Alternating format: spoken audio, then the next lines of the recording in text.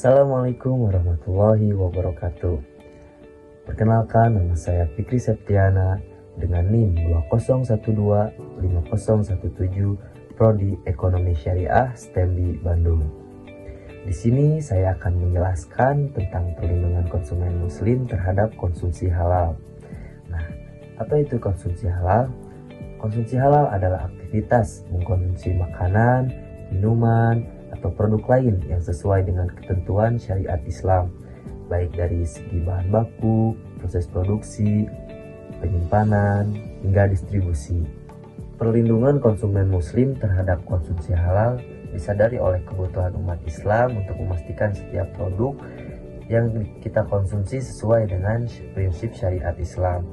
Hal ini bukan hanya menyangkut keyakinan agama, tapi juga menyangkut ketenangan batin dalam kehidupan umat. Karena itu, isu halal berarti hak konsumen untuk mendapatkan informasi yang jelas dan dapat dipertanggungjawabkan. Konsep perlindungan konsumen sendiri mencakup upaya negara, usahawan, serta masyarakat untuk menjamin keamanan kualitas dan kebenaran informasi pada suatu produk.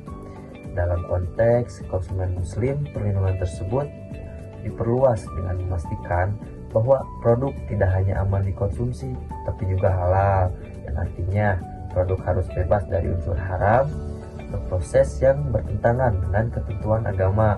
Nah, di Indonesia sendiri, perlindungan konsumen muslim diatur dalam berbagai regulasi, salah satunya melalui Undang-Undang Jaminan Produk Halal atau UU JPH.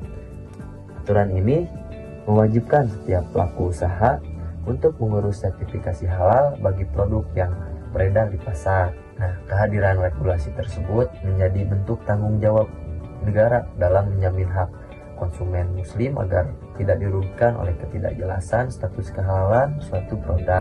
Lembaga yang berperan penting dalam proses ini adalah Badan Penyelenggara Jaminan Produk Halal atau BPJPH, Majelis Ulama Indonesia atau MUI, serta Lembaga Pemeriksa Halal atau LPH.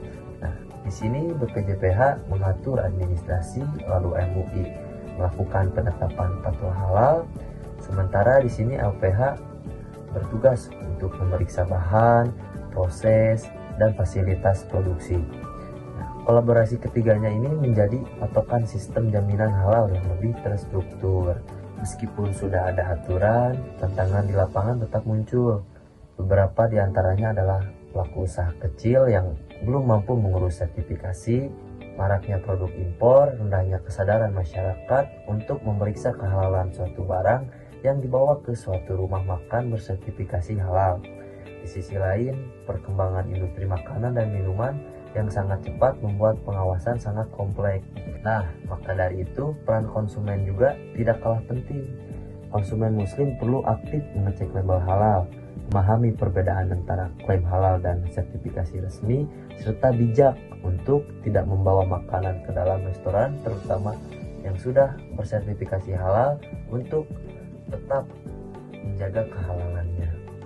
Kesadaran ini menjadi bagian penting dari sistem perlindungan itu sendiri, karena tanpa dorongan dari masyarakat, pengawasan tidak akan berjalan optimal.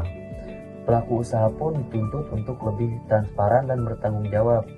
Nah, mereka perlu memastikan bahan baku, peralatan, serta proses produksi tidak tercampur dengan unsur yang dilarang. Selain untuk memenuhi kewajiban hukum, kepatuhan ini juga membangun kepercayaan konsumen dan memperkuat citra usaha. Dan pada intinya, perlindungan konsumen muslim bukan hanya tentang label halal semata, tapi tentang menciptakan ekosistem yang aman, transparan, dan sesuai syariat. Dengan peran aktif negara, pelaku usaha, dan masyarakat itu sendiri, maka jaminan produk halal dapat terwujud secara lebih menyeluruh, sehingga hak konsumen muslim benar-benar terlindungi. Mungkin cukup sekian dari yang saya jelaskan. Maaf bila ada salah kata. Akhir kata, wabillahi taufiq wal hidayah. Assalamualaikum warahmatullahi wabarakatuh.